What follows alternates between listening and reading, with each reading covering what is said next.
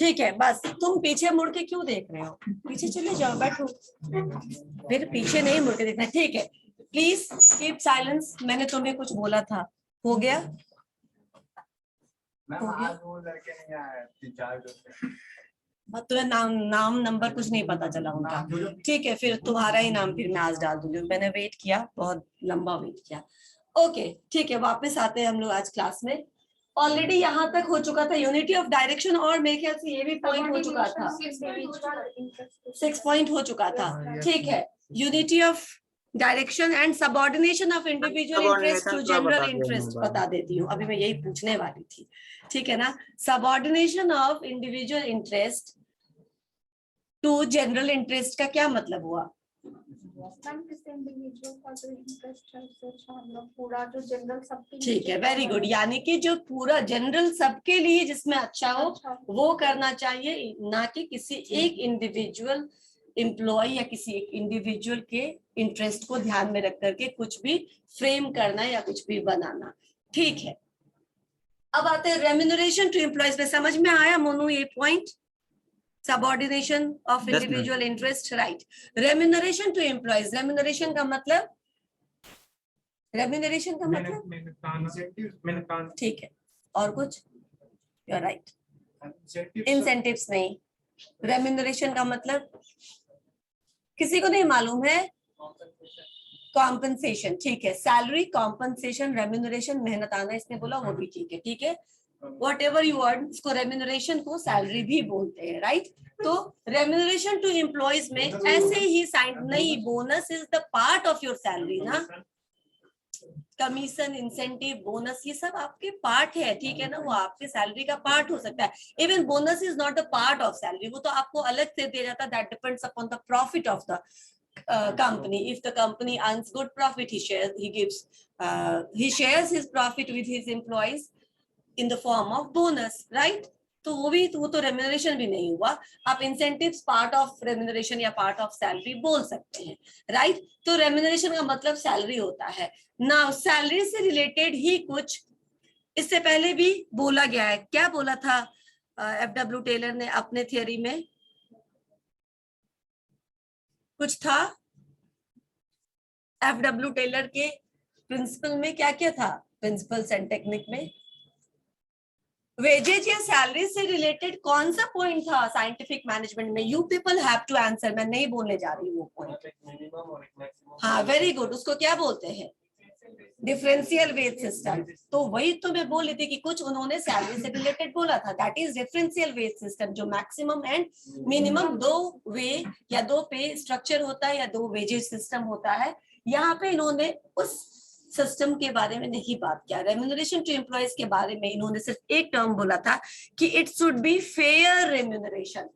Fair remuneration आपको दिख रहा होगा यहाँ पे, राइट। फेयर रेम्यूनरेशन का मतलब होता है that remuneration, that salary which takes care of all the subsistence needs of employees. यानी क्या हुआ, हर एक नीड्स या हर एक लग्जरी की बात नहीं कर रहे हैं, ठीक है ना। We are not talking about luxury, we are not talking about comfortable articles, लेकिन वो सारी चीजें जो जरूरी है, ठीक है, जैसे दवाई, जैसे खाना, जैसे रहना। तो कॉस्ट ऑफ लिविंग के हिसाब से हर सिटी में डिफरेंट कॉस्ट ऑफ लिविंग होता है, राइट। उसके हिसाब से इतना वेजेज होना चाहिए जो उनके सबसिस्टेंस नीड को, यानी कि अति आवश्यक जो उनके रिक्वायरमेंट्स है उसको पूरा किया जा सके, ताकि एम्प्लॉयज फ्री होकर के बिना अपने किसी जरूरी काम के बारे में कि कहाँ से हम उसके लिए पैसा लाएंगे, ये सब ज्यादा दिमाग लगाए, जहां पे वो काम कर रहा है वहां पे वो मेंटली भी प्रेजेंट रह सके, ठीक है। फिजिकली के साथ साथ मेंटली भी प्रेजेंट रह के पूरे हार्ट एंड सोल से काम कर सके, इसीलिए the wages should be a fair wages, right. Clear? मतलब वो कॉस्ट ऑफ लिविंग के हिसाब से होना चाहिए, जहां पे हर एक सिटी में हर एक जगह पे अलग अलग होता है। सो दैट क्या हो गया, अभी भी बात करना है? कुछ पानी लेना है, दे दो। सब लोग इन्वॉल्व मत हो जाओ। नाउ सेंट्रलाइजेशन, सेंट्रलाइजेशन का मतलब क्या होगा? सेंट्रलाइजेशन, सेंट्रलाइजेशन टर्म इन्होंने यूज किया है, लेकिन उन्होंने इसमें लिखा क्या है वो देखो। According to this principle, centralization means, normally centralization का मतलब होता है centralized, right? Centralized का मतलब नॉर्मल, आप लोग centralized AC सब लोग जानते हैं, that means what? क्या होता है, एक ही जगह कंट्रोलिंग पॉइंट होता है, ठीक है ना, वहां पे जिस टेम्परेचर के जिस मोड में उसको सेट कर दिया गया थ्रू आउट द बिल्डिंग वैसा ही कूलिंग रहेगा, है ना, हर जगह कंट्रोलिंग पॉइंट नहीं होता है, आप लोग कुछ नहीं कर सकते, जहां पे वो जिस तरीके से सेट कर दिया गया वैसे ही थ्रू आउट प्रिवेल करेगा। सेंट्रलाइज मतलब होता है एक पॉइंट पे सारे कंट्रोलिंग पावर होना, सारी अथॉरिटीज को होना। यहाँ इन्होंने सेंट्रलाइजेशन कहा है with a little bit change, कैसा होना चाहिए, तो ऑल द इंपॉर्टेंट डिसीजंस, जितने भी इंपॉर्टेंट डिसीजंस है that should be made at one point, यानी at top level management level. उसके बाद जितने भी उसके बाद सेकेंडरी या लेस इंपॉर्टेंट डिसीजन है उसको कहाँ आप ले सकते हैं, तो आप थोड़ा थोड़ा सबको इतना एम्पावर करिए कि वो थोड़े बहुत छोटे मोटे डिसीजंस हर एक हायरार्की पर लिया जा सके, राइट? तो ही टॉक्ड अबाउट सेंट्रलाइजेशन, लेकिन the basically what he talked about distribution of power but not the major power, major authorities top management के पास होना चाहिए, थोड़ा बहुत छोटा मोटा पावर या authority you should share with the other hierarchy person also, right? इन्होंने ये सेंट्रलाइजेशन को डिफाइन किया। देन स्केलर चेन, ठीक है, स्केलर चेन थोड़ा समझने जैसा है, मैं वहां पे डायग्राम बना के दिखाती हूँ। यस, हायरार्की नहीं समझ में आया, ठीक है, मतलब हायरार्की का मतलब सीक्वेंस, सही बोला, हायरार्की मतलब आप हायर ऑर्डर से लोअर ऑर्डर की तरफ जब हम आते हैं तो दीज आर डिफरेंट हायरार्की, ठीक है ना, ये टॉप हायरार्की, ये उसके नीचे का हायरार्की, ये उसके नीचे का। तो सेंट्रलाइजेशन का मतलब अकॉर्डिंग टू हेनरी फ्योल जितना भी मेजर डिसीजन मेकिंग पावर है दैट शुड बी हियर, ठीक है ना, लेकिन उसके बाद जो काम इंपॉर्टेंट है डिसीजन से, ठीक है ना, वो आप थोड़ा थोड़ा हर एक लेवल के लोगों पर बांटिए so that they feel empowered, that's it, right? अब आते हैं स्केलर चेन पे, ये समझना थोड़ा जरूरी है। सपोज करो कि ये एक स्ट्रक्चर हो सकता है ऑर्गेनाइजेशन का हायरार्की का, राइट? जैसे कि ये ए है, ये बी है, पीछे दिख रहा है, ये डायग्राम दिख रहा है या उसको ऊपर ड्रॉ करूं? ठीक है,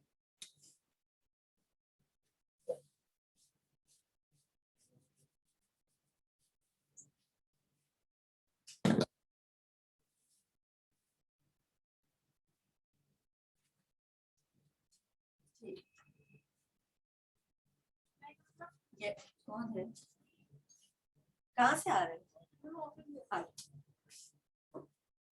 सी and D, again E F और जी, ठीक है, ओके। सपोज करो D is the at the bottom of the hierarchy, ठीक है ना, डी के बाद सी है, सी के बाद बी है और बी के बाद ए है, आप लोग को भी दिख रहा है, राइट?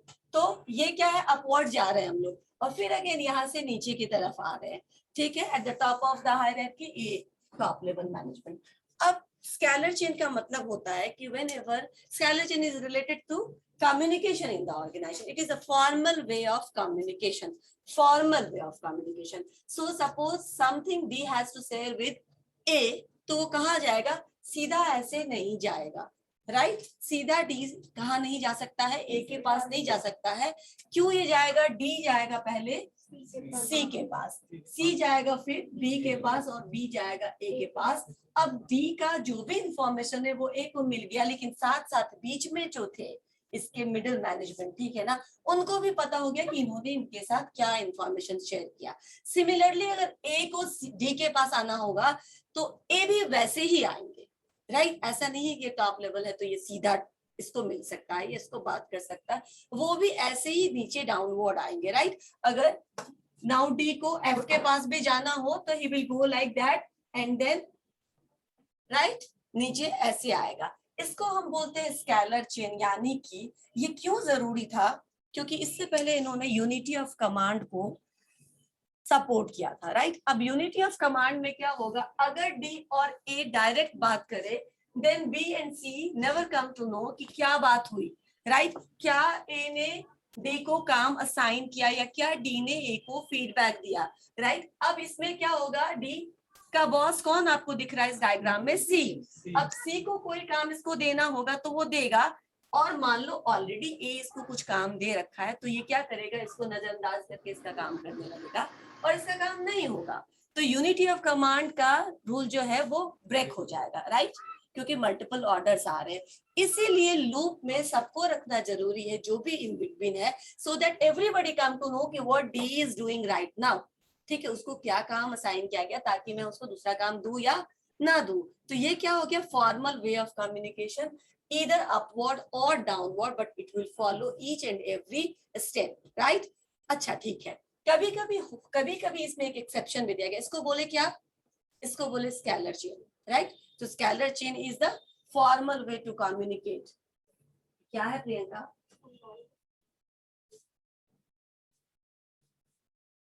फोन ऑन था तभी आया था, समझ में आ गया स्केलर चेन?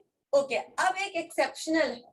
एक्सेप्शनल क्या है कि सब ठीक है, रूटीन में आप ये फॉलो करिए, यानी every day you can follow this chain of communication, but sometimes there can be emergency, right? कभी कभी आपके पास इतना टाइम नहीं होता कि आप हर एक लेवल पे जाओ, कभी कभी आपको इमरजेंसी क्विकली करवाना होता है, इमरजेंसी हो सकता है, राइट? इसको डिनाई, तो इमरजेंसी में आप स्केलर चेन को ब्रेक कर सकते हैं और आप क्या कर सकते हैं, D can directly communicate to F, D can directly communicate to A और C, जिससे भी उसको मन होगा वो डायरेक्टली कम्युनिकेट कर सकता है। इन सबको ब्रेक करके, अगर आपके पास समय कम है या आपको इमीडिएटली कुछ डिसीजन लेना था, तो उसको हम क्या बोलते हैं, उस कम्युनिकेशन को हम गैंग प्लैंक कम्युनिकेशन बोलते हैं और इसी को हम इमरजेंसी कम्युनिकेशन भी बोलते हैं।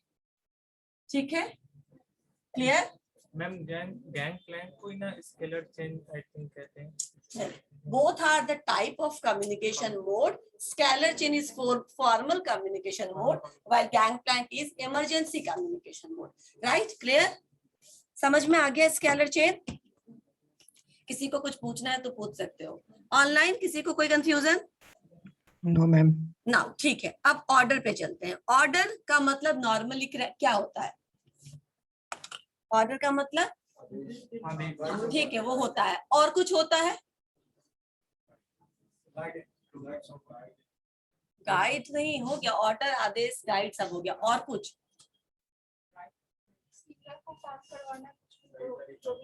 क्रम, ऑर्डर मीन्स क्रम भी होता है, हाँ जो तुम ऐसे बोल रहे हो that means right in order, यानी क्रम में लिखो, है ना, सीक्वेंस।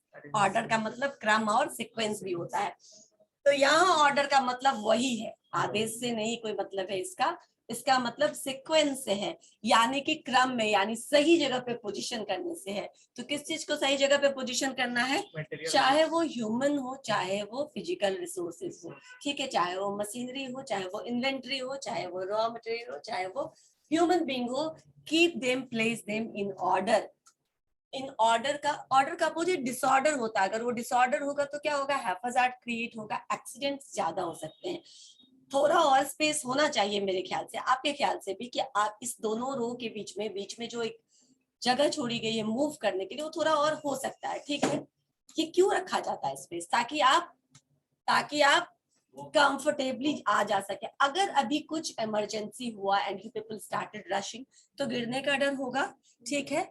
ऑर्गेनाइजेशंस में बहुत सारे केमिकल, बहुत सारे ऐसे चीज होते हैं जो इनफ्लेमेबल होते हैं, फ्लेमेबल होते हैं, हाईली फ्लेमेबल होते हैं, या फिर केमिकल जिसका हमारे इस पर एसिडिक या अलग तरह का असर हो सकता है।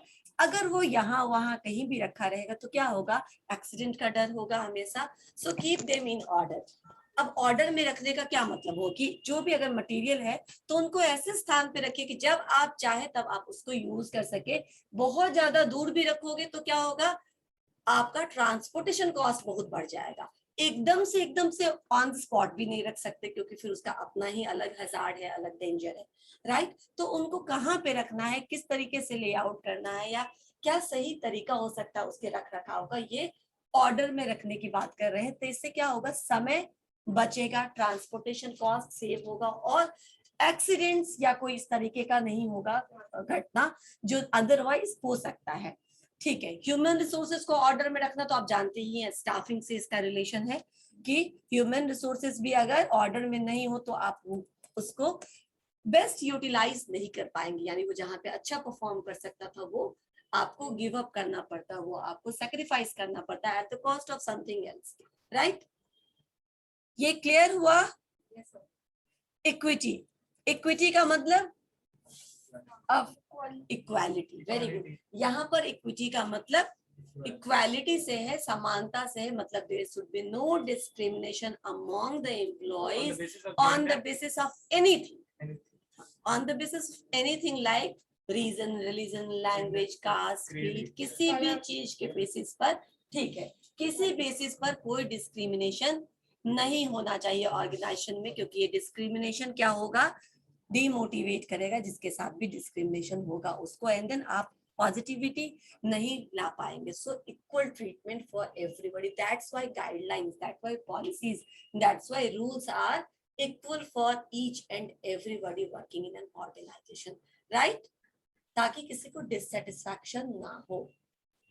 सही है? ओके। नेक्स्ट है स्टेबिलिटी ऑफ पर्सोनेल। स्टेबिलिटी का मतलब भी आप लोग जानते हैं, क्या होता है स्टेबिलिटी का मतलब? स्थिरता।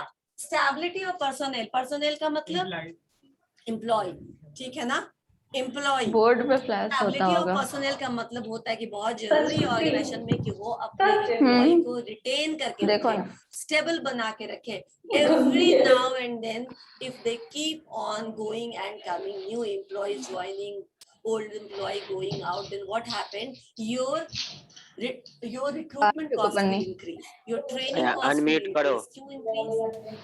How it will increase? आपने लेकर आए, ठीक है, उनके पास उनका जो स्किल सेट होना चाहिए, they possess that skill set, लेकिन आप लेकर आए और आपने अपने मशीन को या आपके ऑर्गेनाइजेशन में जैसा भी उसके रिलेटेड आपने उसको ट्रेनिंग दिया, 1 हफ्ता 2 हफ्ता 2 महीना दिया, राइट? उसने आपके यहाँ 6 महीना काम किया, वो अच्छे से सीख गया। अब 6 महीने के बाद वो अगर और काम करेगा तो ज्यादा अच्छा काम करेगा ना, जल्दी इफिशिएंटली काम करेगा। जो आपने उसके ऊपर मेहनत की है उसका फ्रूट अब आपको मिलने का टाइम आया है, and then he left, right? तो फिर से नया लाओ, फिर से वही काम करो, एंड फिर ही लेफ्ट, राइट? तो क्या होगा, अपनी कंपनी को ट्रेनिंग सेंटर तो नहीं बनाना है, राइट? आपकी कंपनी ट्रेनिंग सेंटर के रूप में नहीं काम कर रही, आपकी कंपनी को वो बेनिफिट मिलना चाहिए, क्योंकि every step, every day it has some cost on the employee, ठीक है ना? एम्प्लॉय के ऊपर कुछ ना कुछ कॉस्ट इनकर करती है कंपनी, तो उस कॉस्ट का बेनिफिट भी उस ऑर्गेनाइजेशन को मिलना चाहिए। That why stability of personnel is necessary, क्योंकि जब वो टिक के रहेंगे तो क्या होगा, अच्छा काम करेंगे, इफिशिएंटली काम करेंगे, और आपका बाद का सुपरविजन ट्रेनिंग कॉस्ट भी क्या होगा, कम हो जाएगा, क्योंकि जैसे जैसे आप काम करना सीख जाते हैं वैसे वैसे सुपरविजन कम होने की जरूरत पड़ती है। जो सुपरवाइजर है वो फ्री होकर के कुछ और काम कर रहा होगा, ठीक है, तो ये और कंट्रीब्यूट कर रहा होगा। दैट्स व्हाई ऑर्गेनाइजेशन में स्टेबिलिटी ऑफ पर्सोनेल जरूरी प्रिंसिपल है, ठीक है ना, अकॉर्डिंग टू हेनरी फेल, और ये ऐसे भी जरूरी है। नेक्स्ट क्या है इसमें, इनिशिएटिव। इनिशिएटिव का मतलब आप जानते हैं क्या होता है, स्वयं मतलब इनिशिएटिव क्या होता है? encourage the employee for better performance। और किसी को कुछ बोलना है इनिशिएटिव का मतलब? Self actualisation. Yes yes, initiative का मतलब नहीं पता? शुरुआती। इनिशिएटिव मतलब किसी चीज को टेकअप करने का, शुरुआत करने का दिखाना, ठीक है ना, गुण होना। इनिशिएटिव लेना, यानी कि I am taking this initiative to reduce level of pollution in the air, right? ये भी एक इनिशिएटिव हो सकता है ना। प्रॉब्लम्स है, कंप्लेन हर कोई करता है, ठीक है ना, but somebody come forward to address that problem, to solve that problem, that means उसने, सबको मालूम है कि प्रॉब्लम है, लेकिन उसने क्या किया, उस प्रॉब्लम को सॉल्व करने का इनिशिएटिव लिया। अब क्या ये मतलब हुआ, इनिशिएटिव का मतलब होता है, initiative means capacity to work while expressing one's thought, यानी कि आपको कोई बोला नहीं है ये काम करने के लिए, you took the initiative, you took the charge to solve that some particular problem, right?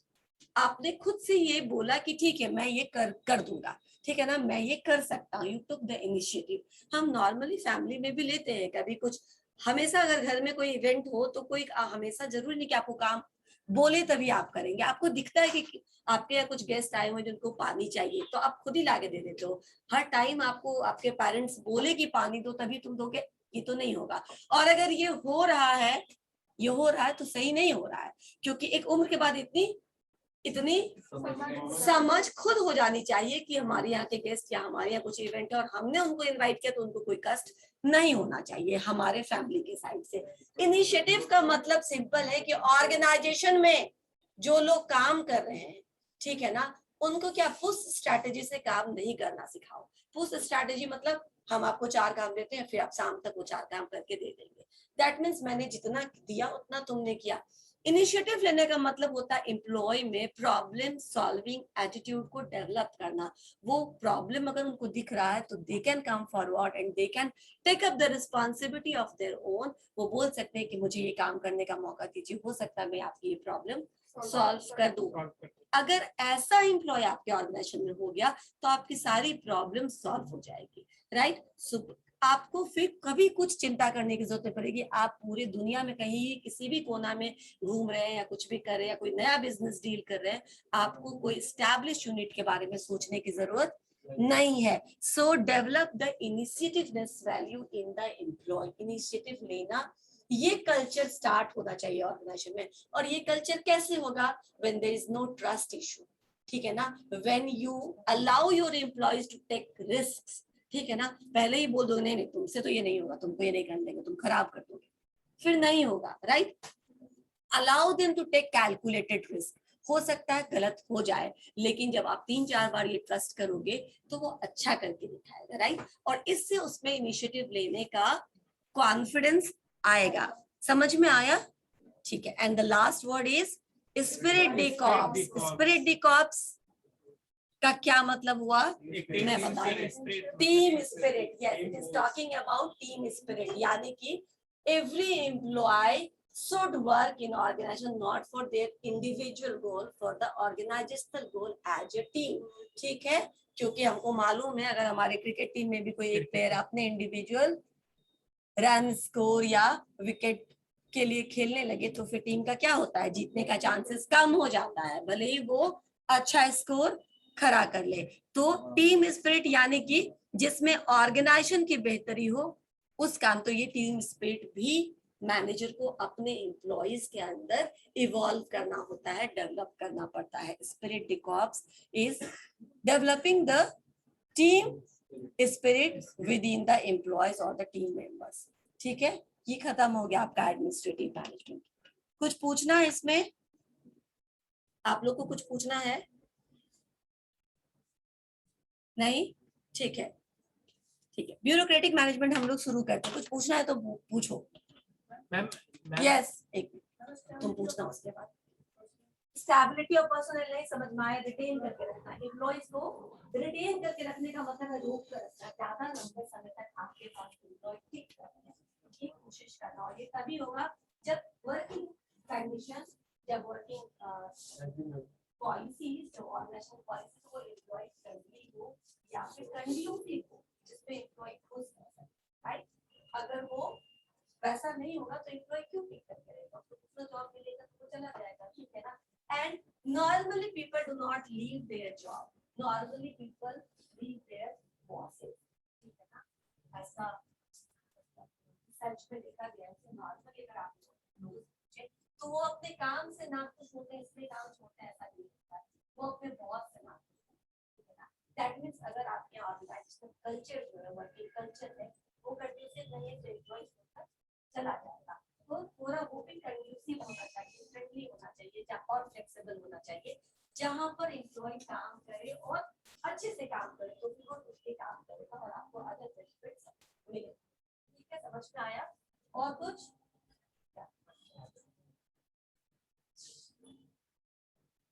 मैंने बोला ह्यूमन रिसोर्सेज के राइट पर्सन स्टाफिंग का ना, क्या आप स्टाफिंग समझते हैं इसलिए, क्योंकि we have already explained staffing.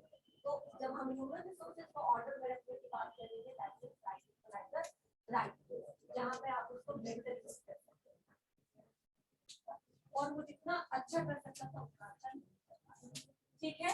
ठीक है, तुम्हारा कुछ क्वेश्चन था रविराज? मैम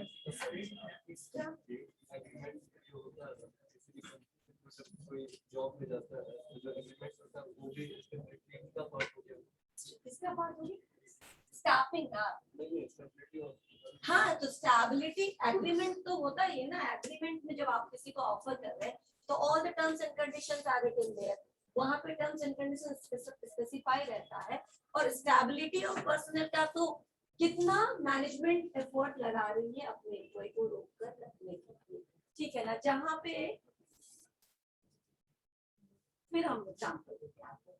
नॉर्मली गूगल है टॉप 10 एम्प्लॉयज, आप जानते हैं ना how they become top 10 employees, क्योंकि वो अपने एम्प्लॉयज के लिए ज्यादा सोचते हैं।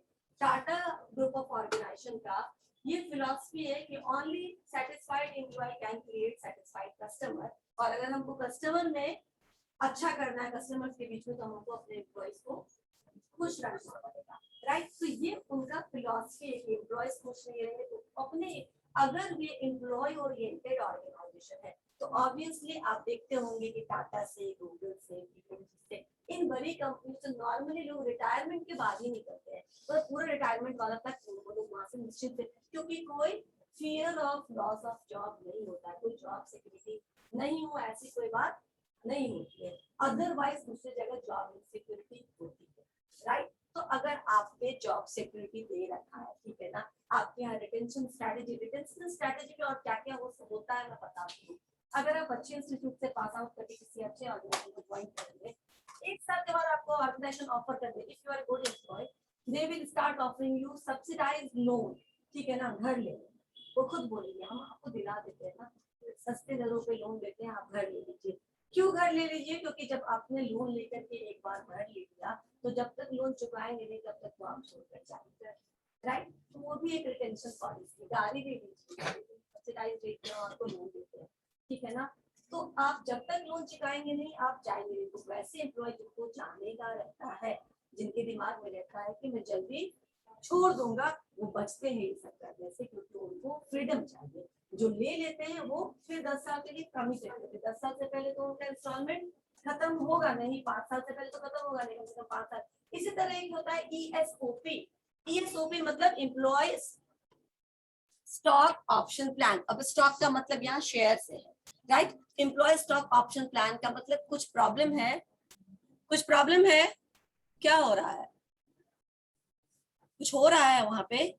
एम्प्लॉय स्टॉक ऑप्शन प्लान का मतलब हो गया, सब हंसती है, कुछ नहीं समझ में आया इनको कि मैंने किसको बोला क्या बोला, लेकिन सब हंसती है, ठीक है। हंसना अच्छी बात है लेकिन हर जगह, ठीक है ना। तुम्हें मालूम होना चाहिए right place for the right task. किसी के फ्यूनरल में जाके हंसने लगोगे तो क्या होगा? समझ में आ गया ना? समझ में आ गया ना? तो आपको पता होना चाहिए कि कहाँ हंसने का है। जब ठीक है क्लासरूम में भी आप हंस सकते हो, लेकिन हंसने वाली बात होनी चाहिए, ठीक है ना। अदरवाइज लोग आपको सनकी या पागल भी समझ सकते हैं, क्योंकि दे डोंट नो। मैं सबको बोल रही हूँ, आई एम नॉट पर्सनल। आप तीनों को ही बोलोगे, तीनों हंसे, जबकि मैंने किसको क्या बोला ये भी आपको पता नहीं। पता है, पीछे तो आंख नहीं होगा तुम्हारे, है ना। ओके ठीक है, छोड़ो हम इस बात को। नाउ मैम मैं कुछ पूछ रहा था, स्पिरिट रिकॉर्ड याद रखना, ये सोपी समझा देती है। मैम। स्पिरिट रिकॉर्ड्स में जैसे मतलब कि एक सिंगल पन का मतलब फील नहीं होना चाहिए, जैसे कि इसमें कि बिलोंगिंगनेस वाला फील नहीं होना चाहिए। मतलब बी में मतलब जैसे इसमें एक लाइन जैसे कि manager should use us instead of I and I with we, मतलब नहीं, इसका मतलब है manager should use us instead of I and me. मतलब मैं करता हूँ, मैं करवाता हूँ, मैंने ये करवाया है, ये नहीं अस यूज करो, हम लोगों ने किया है, हम लोगों का किया है, ये होना चाहिए। यानी आप अपने टीम मेंबर के साथ अपने सक्सेस को बांटिए कि सबके सफलता का ये सबने किया है, सबके कंट्रीब्यूशन का ये फ्रूट है जो हम लोग सक्सेसफुल हुए हैं या फिर फेलियर हुए हैं, तो भी सबकी विफलता हो सकती है इसमें। दैट मीन्स कि टीम से जीता या हारा जा सकता है, राइट। समझ में आया? आप समझ में ठीक है। आया? यस अब आगे मैं ईएसओपी बता रही थी। ईएसओपी मतलब एम्प्लॉय स्टॉक ऑप्शन प्लान। ध्यान से सुनना, एम्प्लॉय स्टॉक ऑप्शन प्लान भी एक रिटेंशन स्ट्रैटेजी है। अब रिटेंशन यानी स्टेबिलिटी ऑफ पर्सनल को बनाए रखने के लिए बहुत सारे स्ट्रैटेजी हो सकते हैं। मैंने आपको एक बताया कि लोन भी देना एक रिटेंशन स्ट्रैटेजी है। उसी तरह ईएसओपी होता है कि ऑर्गेनाइजेशन क्या हो गया, व्हाट हैपेंड, बताइए क्या हुआ, बताइए किस बात पे हंसे अभी, बोलो बोलो ना, किस बात पे हंसे, सबके साथ शेयर करो। SOP, what is the SOP? क्या हुआ, मालूम है ये सोपी क्या है, ऑलरेडी जानते हैं, नहीं जानना छोड़ दो, मत जानो। चलो हम लोग ब्यूरोक्रेटिक मैनेजमेंट पे चलते हैं। मैक्स वेबर का ब्यूरोक्रेटिक मैनेजमेंट मैम मैं मैम बताइए जानना ही नहीं है, हम लोग को ज्यादा मैम, हम लोग को हमारा जानना क्लास मैम। है। हाँ यस अन्ना है मैम। ओके ठीक है।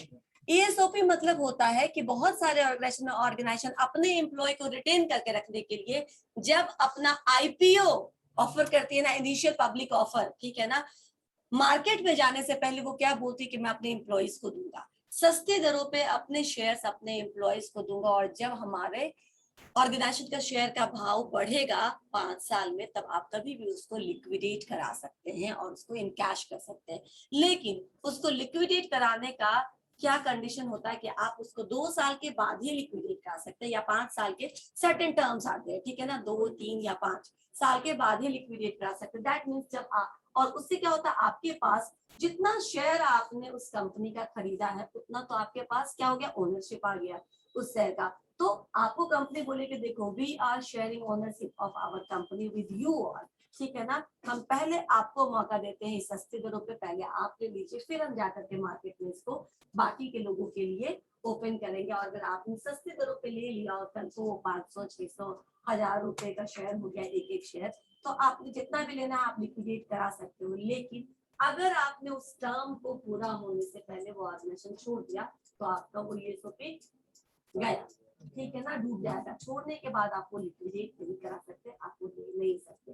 तो अगेन ईएसओपी भी एक तरह का रिटेंशन स्ट्रैटेजी है कि नहीं है, है। बोनस शेयरिंग स्ट्रैटेजी भी है कि हम तुमको फाइनेंशियल प्रॉफिट का मौका दे रहे हैं, लेकिन देने के लिए हम आपको फाइनेंशियल बेनिफिट दे रहे हैं, लेकिन पीछे हमारा ये भी एजेंडा पूरा हो रहा है, ठीक है ना, हमारे स्टेबिलिटी ऑफ पर्सनल को भी हम फुलफिल कर रहे हैं। यानी कि जो भी अच्छे एम्प्लॉइज होते हैं उनको रोक कर रखने के लिए ऑर्गेनाइजेशन हर चीज करता है। अगर हायर लेवल पे तो घर गाड़ी बहुत कुछ आपको फ्री में दे देता है, क्योंकि अगर 10-12 हजार या 20 हजार कोई ज्यादा दूसरी कंपनी आपको ऑफर भी करे, तो भी जब आप देखिएगा कि ऑल टुगेदर मुझे कितने बेनिफिट्स मिले हैं, तो will think twice before leaving the organisation, right.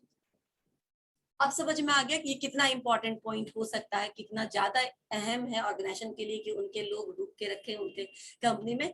किसी ऑर्गेनाइजेशन में लोग ज्यादा छोड़कर जाते आते हैं, उस ऑर्गेनाइजेशन का जो पब्लिक एक इमेज होता है वो भी टार्निश होता है, वो भी खराब होता है, ठीक है ना। That will not communicate goodwill of the company to the society, right. तो इसलिए भी वो खराब भी करता है गुडविल को। समझ में आ गया, जल्दी जल्दी छोड़कर जाना, ठीक है। अब मैं ब्यूरोक्रेटिक मैनेजमेंट पे आती हूँ। ब्यूरोक्रेटिक मैनेजमेंट ये मैक्स वेबर ने दिया है, ठीक है ना। मैक्स वेबर ने ब्यूरोक्रेटिक मैनेजमेंट दिया है कि अगर कंपनी का साइज बहुत बड़ा है, ठीक है ना, if a company size is very large, ठीक है, फिर वैसे में ये जो प्रिंसिपल्स हैं वो इतने ज्यादा फ्रूटफुल नहीं हो पाएंगे। तो they have also Max Weber have also suggested certain principle जिसको अप्लाई करना जरूरी है, जिसमें डिवीजन ऑफ वर्क, तो अगेन मैंने पहले ही बोला था कि तीनों में ये कॉमन है, तो डिवीजन ऑफ वर्क को एक्सप्लेन करने की जरूरत है क्या, नहीं ना, ओके। हायरार्की ऑफ अथॉरिटी को मैं बता देती हूँ। हायरार्की ऑफ अथॉरिटी मतलब डिफरेंट लेवल्स ऑफ ऑर्गेनाइजेशन में जो मैनेजरियल डिफरेंट लेवल्स है, वहां पे क्या होना चाहिए, ऑथोरिटी का डिस्ट्रीब्यूशन होना चाहिए, ठीक है। जो टॉप पे है उनके पास ज्यादा ऑथोरिटी रहेगा, उसके नीचे कम ऑथोरिटी रहेगा, लेकिन ऑथोरिटीज इसलिए होना चाहिए ताकि एक जूनियर अपने जूनियर से काम करवा सके with the help of exercising those power, those authority which has been given to him by the organisation. ठीक है ना। और अथॉरिटी मैंने आपको बताया था पिछले क्लास में कि पावर एंड अथॉरिटी में क्या डिफरेंस है, कि पावर इनफॉर्मल है, आप अपने पर्सनालिटी, आप अपने स्किल से उसको गेन करते हैं और लोग आपको पावरफुल बना देता है, ठीक है ना, इंपॉर्टेंट बना देता है।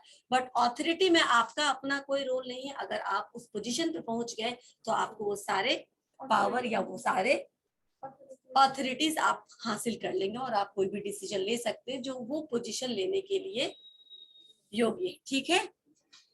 तो हायरार्की ऑफ अथॉरिटी यानी टॉप टू बॉटम में अथॉरिटी का डिवीजन होना चाहिए, so that every member can exercise the authority and can control the subordinates regarding the actions और बिहेवियर, राइट। ठीक है, तो ये समझ में आ गया। इसके बाद है system of rules. System of rules का मतलब है कि बहुत स्ट्रिक्ट रूल्स एंड रेगुलेशन होना चाहिए ऑर्गेनाइजेशन में। Strict rules and regulation and equal rule and regulation बहुत इंपॉर्टेंट है। अगर स्ट्रिक्टली नहीं होगा तो इस क्लास में 78 या 60 या 65 बच्चे बैठते हो, इतने में ही आधा जो क्लास था वो पहले बर्बाद हो जाया करता था, आधा टाइम, ठीक है ना, कंट्रोल करने में कि यार पढ़ लो, हम पढ़ाने आए, कुछ सुन लो, कुछ पढ़ लो, बट नहीं पढ़ेंगे, ठीक है ना, या हम डिस्टर्ब करेंगे। इस तरह का जब इतने कम बच्चों में इतना ज्यादा प्रॉब्लम हो सकता है, तो जहाँ पे 5-5 हजार 10-10 हजार लोग काम कर रहे हैं, वहां पे अगर डिसिप्लिन नहीं रहा, यहाँ वहां अगर सिस्टम ऑफ रूल नहीं रहा, तो कितना प्रॉब्लम होगा कंट्रोल करने में एक एक ग्रुप को, एक एक डिपार्टमेंट के अंदर जो टीम्स हैं उनको, right. That's why he suggested कि एक strict and uniform system of rules होना चाहिए और वो हर एक के लिए एप्लीकेबल होना चाहिए और हर एक के लिए इम्प्लीमेंट वो होना चाहिए इक्वली, राइट। ठीक है, इससे क्या होगी, तो आपको इससे स्मूथली स्मूथली ऑर्गेनाइजेशन में काम करने में मदद मिलेगी, राइट। आपको आप कहीं पे भी स्मूथली काम कर सकते हैं without any friction, without any conflict, ठीक है ना, विदाउट एनी स्ट्रेस। तो सिस्टम ऑफ रूल इसलिए जरूरी है। इम्पर्सनल रिलेशनशिप, इम्पर्सनल रिलेशनशिप का मतलब नो पर्सनल रिलेशनशिप, यानी ऑर्गेनाइजेशन के अंदर कोई किसी का भाई, भतीजा, बहन या फिर कोई भी अपना रिलेशन नहीं है, ठीक है ना, कोई दामाद, कोई बेटा, कोई बेटी, कुछ नहीं है। क्या है, they are related with professional relations, ठीक है ना, किसी का जूनियर, किसी का सीनियर, किसी का बॉस, ये सब हो सकता है, लेकिन कोई पर्सनल रिलेशन नहीं हो सकता है। व्हाई इट इज सो, इसलिए क्योंकि अगर आप पर्सनल रिलेशन रखेंगे तो आप बायस्ड हो जाएंगे, यानी अपने लोगों को, जिनको आप अपने फैमिली मेंबर या अपने पड़ोसी या अपने रिलेटिव के रूप में देखते हो, उनको आप even if they are not deserving, आप उनको क्या कर सकते हैं, प्रमोट कर देंगे, ठीक है ना, आप उनको बोनस ज्यादा दे देंगे, आप उनको हायर रैंक पे डाल देंगे, even if they are not deserving. और जो डिजर्विंग रहेगा वो क्या हो जाएगा, कहीं ना कहीं पीछे रह जाएगा, राइट। तो इससे भी डिससेटिस्फैक्शन होगा, इससे भी आपके टीम में जो टीम भावना है वो कम हो जाएगा, right, because they can see the partiality, right. आप इसके साथ अगर पर्सनल रिलेशनशिप होगा तो पार्सल हो सकता है कोई भी, राइट। एंड ऑफिशियल रिकॉर्ड, ये लास्ट है। ऑफिशियल रिकॉर्ड मतलब कोई भी आप काम करते हैं देयर शुड बी रिकॉर्ड, ठीक है ना। कोई आपका डेटा, मतलब आपने अगर ऑर्गेनाइजेशन के टूर पे गए कहीं पे और उस टूर में आपने 50,000 खर्चा किया, तो एक रिकॉर्ड जरूर होना चाहिए in the form of ticket, in the form of hotel bills, कि आपको कहाँ कहाँ खर्चा हुआ, ताकि कभी आपको कोई बोले कि नहीं ये गलत दे रहा है, इसको 50,000 नहीं खर्चा होगा, you can defend yourself by producing the bills, है ना। देख लो सारे बिल्स है यहाँ पे, रिकॉर्ड होना चाहिए। तो मैंने पैसे की बात की, बाकी भी कोई काम किया आपने, ठीक है ना, बाकी भी कोई काम किया तो यू शुड हैव रिकॉर्ड कि मैंने क्या क्या किया और क्या क्या रह गया, क्योंकि फ्यूचर में अगर आप उसी तरह के प्रोजेक्ट पे उसी तरह के टास्क को फिर से कभी करेंगे तो आपको पीछे के काम से एक रेफरेंस मिलेगा कि हमने कितने लोगों को कितने समय में कितने पैसे में उस काम को किया था, और आपको फ्यूचर में करने में इजी हो जाएगा, ठीक है ना। बहुत ज्यादा आपको डीप डिग नहीं करना पड़ेगा, बहुत ज्यादा आपको परिश्रम नहीं करना पड़ेगा डेटा को कवर करने के लिए, क्योंकि you have already done it earlier और आपके पास वो एज ए रिकॉर्ड है। तो official record is very important, ठीक है। हमने ये जितने भी आपको ब्यूरोक्रेटिक मैनेजमेंट पॉइंट्स बताए हैं, इन सब के एडवांटेज और इन सब के डिसएडवांटेज है। मैक्स वेवर ने प्रोबेबली सिर्फ एडवांटेज को देखा था, डिसएडवांटेज को नहीं देखा था, बट इसके डिसएडवांटेजेस एडवांटेजेस पे भारी पड़ता है। जो when you weigh the advantage and disadvantage together, आपको लगेगा कि डिसएडवांटेज का जो पल रहा है वो ज्यादा है एडवांटेज से, तो इसीलिए ये बहुत ज्यादा फ्रूटफुल नहीं हुआ। बट स्टिल सिंस बहुत बड़े ऑर्गेनाइजेशन के लिए अभी भी इसको इम्प्लीमेंट किया जाता है। आप लोग देखते होंगे हमारे यहाँ अभी भी ब्यूरोक्रेसी है, जितने भी एडमिनिस्ट्रेटिव और गवर्नमेंट सर्विसेज है वहां पे रूल्स एंड रेगुलेशंस है। वहां पे किसी का भाई है तो उसको नौकरी दे दो, ऐसा होता है क्या? नहीं, मेरिट के बेस पे एग्जामिनेशन लेकर के इंटरव्यू लेकर के नौकरी मिलता है, राइट? वहां पे ऑफिशियल रिकॉर्ड का कितना वैल्यू, अगर आप लोगों में से किसी ने ऑफिस देखा होगा या नहीं देखा होगा तो एक एपिसोड यूट्यूब पर देख लेना, you will come to know कि ऑफिशियल रिकॉर्ड काम करने में स्मूथली ज्यादा हेल्प करने के बदले उसको हैम्पर करने में ज्यादा मदद करता है। Because we are human being, we are very talented, we know किसी भी अच्छी चीज को कैसे बुरी चीज में कन्वर्ट कर देना है, ठीक है ना? तो मैक्स वेबर ने अच्छा सोच कर ये सारे पॉइंट बताए थे, तो हम एडवांटेज में वो कवर करेंगे कि क्या उन्होंने अच्छा सोचा था, लेकिन कैसे ये ज्यादा डिसएडवांटेजेस इसमें आ गए, राइट? नेक्स्ट क्लास में डिस्कस करेंगे। अभी अटेंडेंस नहीं बना है, जिस तरह से अभी से शांति से क्लास किया तब तक अटेंडेंस तक काइंडली कॉपरेट। अच्छा, अब तुम फिर हो गया बातचीत शुरू। मास्क हटा लो तो, मास्क हटाओ, जितने भी आगे 2-3 बच्चे बैठे मास्क लगा के सब अपना मास्क नीचे कर लो, ठीक है? बस उसके पीछे से मुझे कोई मतलब नहीं है।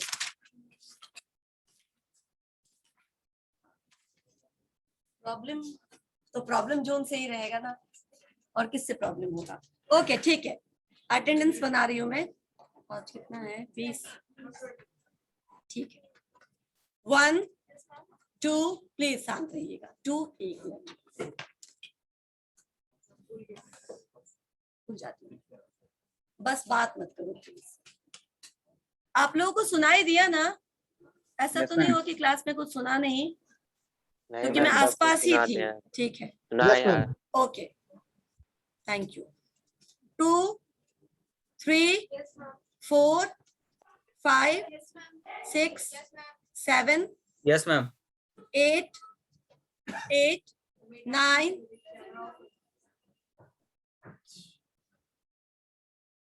एक का है 8 का। सौम्या सिंह, सौम्या सिंह आपका कैमरा बहुत देर से ऑफ है, मैं भी देख रही थी, बाकी लोग सबका ऑन है।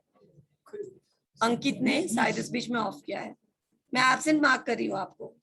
9 10, मैंने अभी मास्क हटाने बोला था ना, 2 मिनट हटा के रखो। हाँ, ठीक है, कोरोना तुम लोगों से डरता है।